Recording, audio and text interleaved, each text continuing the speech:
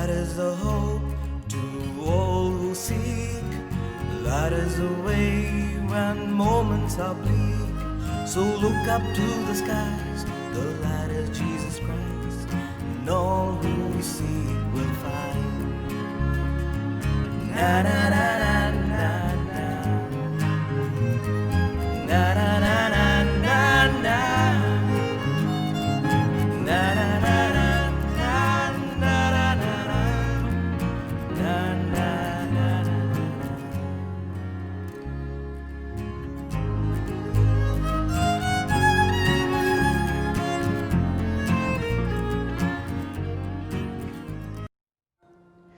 Dear friends, I, Father Mathew Rebello, along with Seminarian Dion Rodriguez and Seminarian Tyson Da Costa, would like to extend a very warm welcome to you all for this Wisdom Series lecture entitled Revisiting the Liturgical Music and its Challenges Today. The motive of this lecture is to enlighten us about the nature of music used in the liturgical celebrations, especially the Mass, and some of the challenges that we face in this area. Any liturgical celebration is solemnized by the presence of the faithful who actively participate in the same.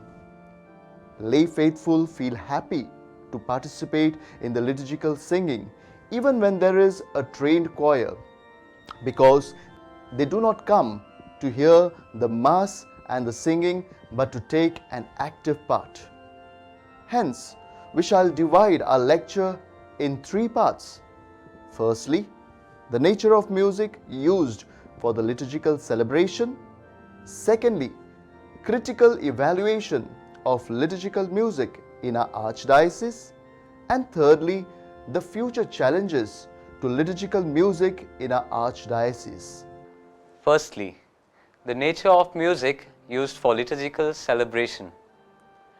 I remember a person who once came to me after a solemn Eucharistic celebration and said, "Wow, what a lovely Mass! The rhythm and the sound of music was overwhelming. I could not stop my feet tapping throughout the Mass."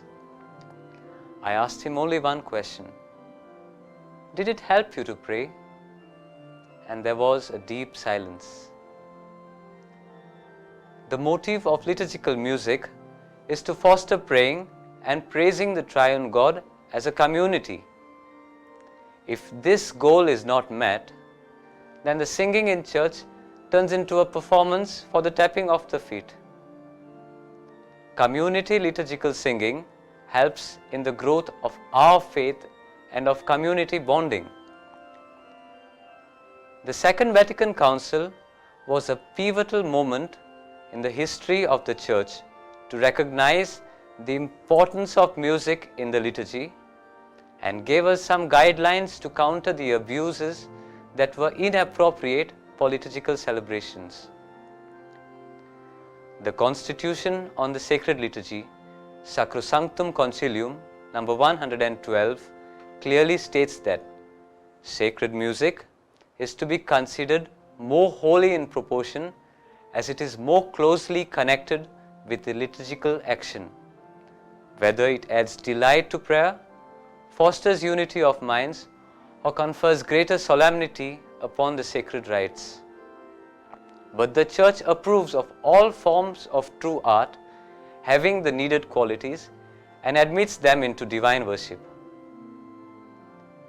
Liturgical music leads the faithful into a prayerful atmosphere of the liturgy and gives the sacred text a completely new dimension to be sung. This helps the faithful to listen, to reflect, and to meditate on the Word of God.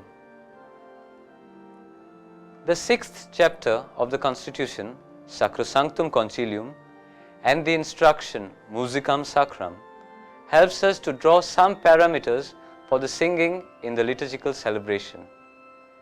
They challenge us to harmoniously blend the ceremonial, the ministries, and the music, and invite us to magnify the Paschal mysteries and move the minds of the faithful to contemplation, especially in vivifying the most solemn celebration of the Eucharist. It also reminds us that the Church acknowledges the Gregorian chant as being specially suited to the Roman liturgy. Therefore, it should be given pride of place in liturgical services. Polyphonic music can be included provided it accords to the spirit of liturgy. Lastly, it tells us that the pipe organ is to be held in high esteem, for it is the traditional musical instrument which adds a wonderful splendor to the Church's ceremonies and powerfully lifts up man's mind to God and to higher things. Emeritus Pope Benedict XVI writes in the book Joseph Ratzinger Collected Works, Volume 2, Theology of the Liturgy. I quote, "In the Eucharist, a communion takes place that corresponds to the union of man and woman in marriage. Just as they become one flesh, so in communion, we all become one spirit, one person with Christ." The singing of the Church comes ultimately out of that love. It is the utter depth of love that produces singing. Cantare amantis est, says St. Augustine. Singing is a lover's thing. In short, Emeritus Pope Benedict XVI wants to convey that singing is an expression of love in and of the liturgy that helps to unite the faithful as one community in Christ Jesus. If we can assimilate the authentic spirit of the liturgy, we will also be capable of understanding the true patrimony of liturgy, that is, sacred music. In other words, to recognize that music alone has the right within the liturgical rite because it is consistent with its authentic spirit. Secondly, critical evaluation of liturgical music in our archdiocese. After having had a bird's eye view on what is liturgical music in the teachings of the Church and also a brief understanding on the theology of liturgical music, let us now critically evaluate the liturgical music in our archdiocese of Goa and Daman with the help of a few examples. First, singing or reciting of the responsorial psalm after the first reading. The general instruction to the Roman Missal reminds us that the responsorial psalm should correspond to each reading and should customarily be taken from the lectionary and be sung at least as far as the people's response is concerned. However, it has been noticed that we tend to choose a hymn which does not even match the readings. Especially on feast days and Sundays, we tend to select a hymn from Gaina Cicello in the B series, for example, Devatso Soptu or Amche Lagi Dev Uloila, which is liturgically inappropriate. Second, the coordination of the liturgical singing with the celebrant of the Mass. The hymns chosen for the Mass have to correspond to the theme of the liturgy, which is based on the readings of the day or the festive occasion. This responsibility is normally given to the leader of the singing or the choir. Unfortunately, the liturgy and the singing go on parallel or in opposite lines, with the singing by the choir often becoming a performance.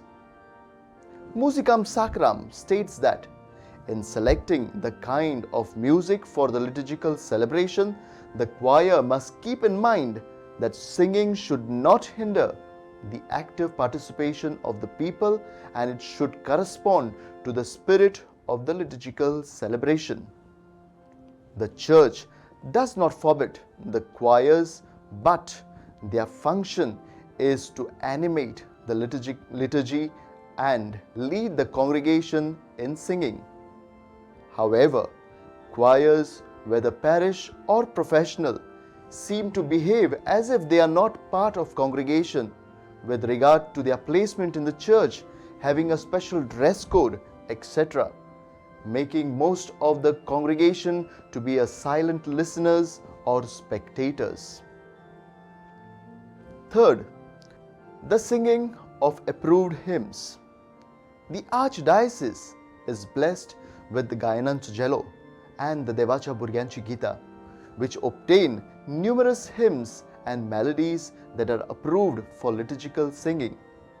However, some choirs compose and sing unapproved melodies, which is common during nuptial masses and so-called healing masses. Fourth, the proper use of the instruments. In the Latin Church, the pipe organ is to be held in high esteem. The documents of the Church also state that other instruments also may be admitted for use in divine worship with the knowledge and consent of the competent territorial authority. For this reason, the Diocesan Commission for Sacred Music in the year 1995 issued a circular for our Archdiocese, which is published on volume 20 of Devacha Burganchi Gita. The document and the circular clearly state use of musical instrument is to accompany the singing, render participation easier, and achieve a deeper union in the assembly. And percussions, whether manual or automatic, should not be used.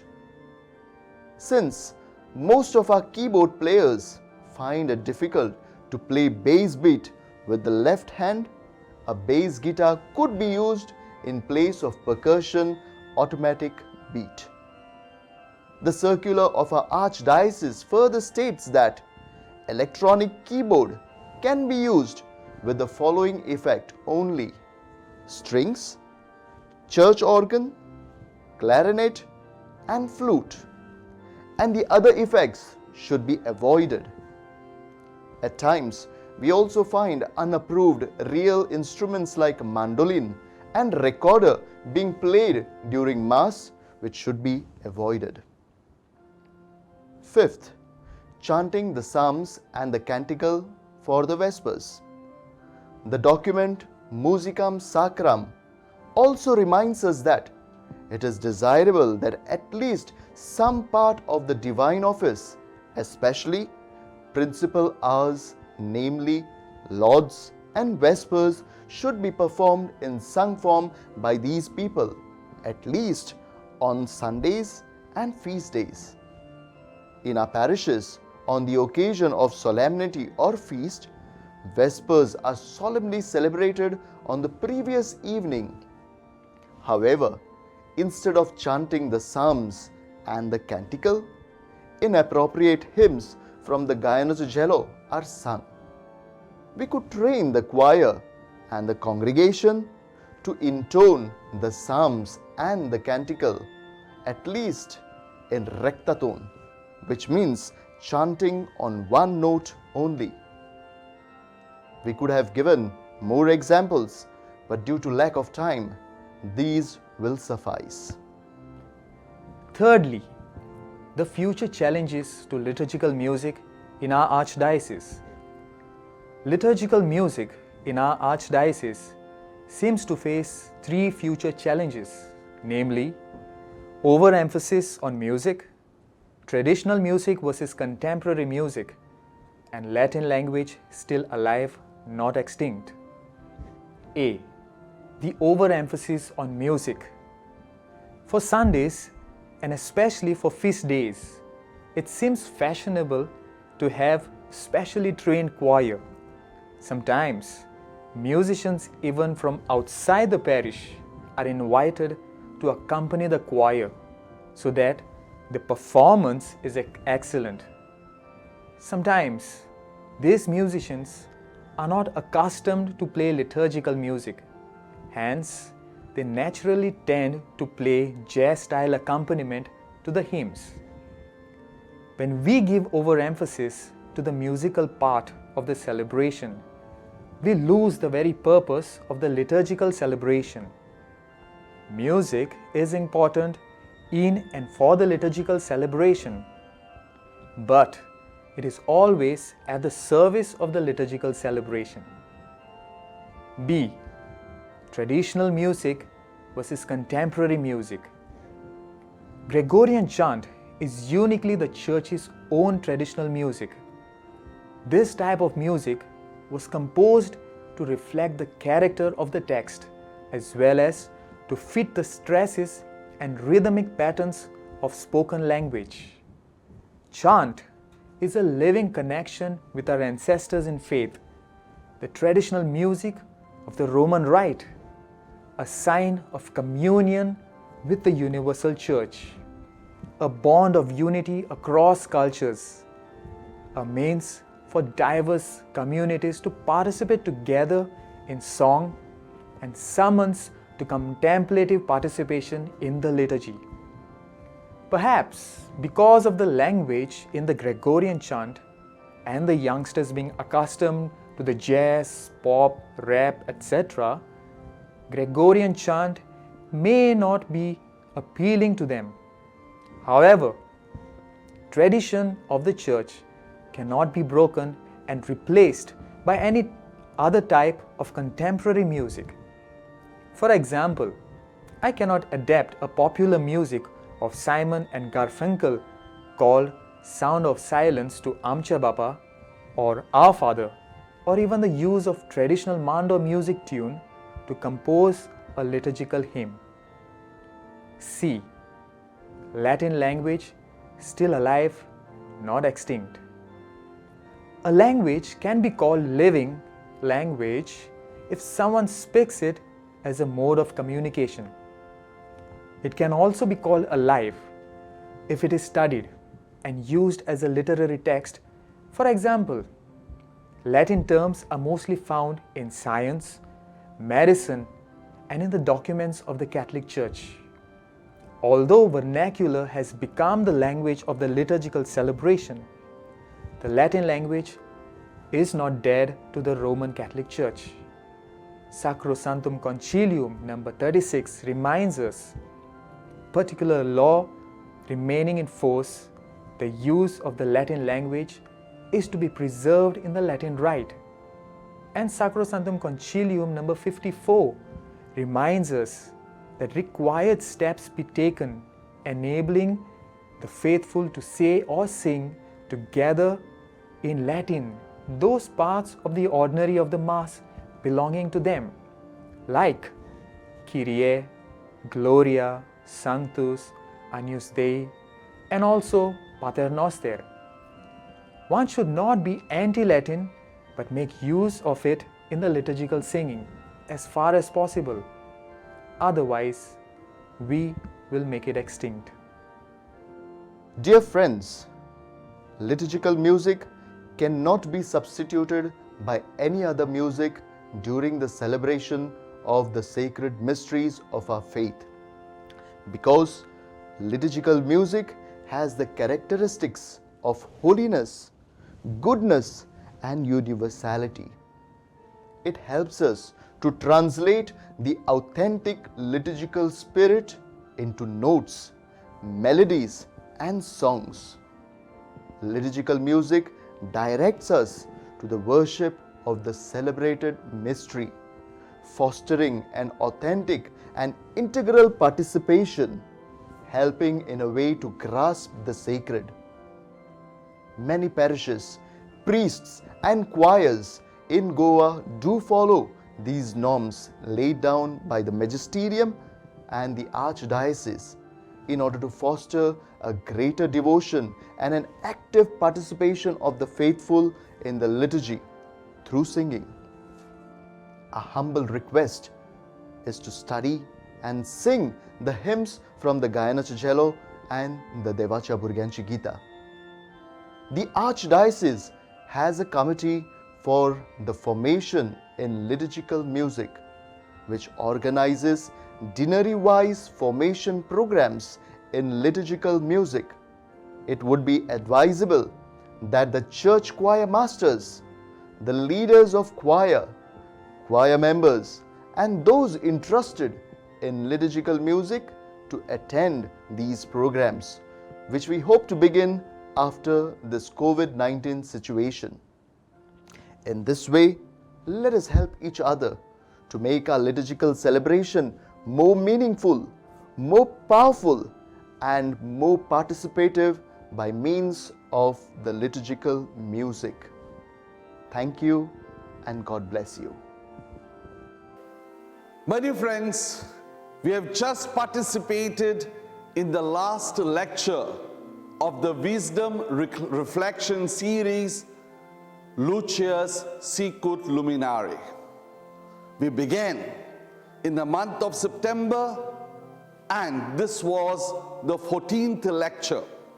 At this moment, in the name of the seminary community, I would like to express my sincere gratitude and thanks. First and foremost, to Mr. Robin D'Souza of the CCR TV and Mr. Samiro Deniz and his team for recording and telecasting these lectures. I would like to appreciate and thank Reverend Father Barry Cardozo, the director of our Diocesan Center for Social Communication Media, for his support and guidance. I would like to sincerely appreciate and thank Father Agnello Pinheiro, one of our staff members who took the initiative to organize this series of lectures, together with a team of seminarians who did the necessary editing. Seminarian Melito Di Costa, Seminarian Ruel Fernandez, Seminarian Warren Pereira, Seminarian Karen Cardozo, and Seminarian Peter Gonsalves. Surely, the lecturers who deliver the lectures require appreciation and thanks. They did a lot of research, they did a lot of study, and they delivered the lectures for us. Last but not the least, my dear viewers, you all watched our lectures, you all listened to our lectures, you all appreciated our lectures. And therefore, a hearty thanks and a word of appreciation to you all. We hope and pray that we will come back with more lectures in the future. And therefore, we would request you all to send us your valuable comments and suggestions. Once again, a hearty thank you to each and everyone. May God bless Rachol Seminary, and may God bless us all.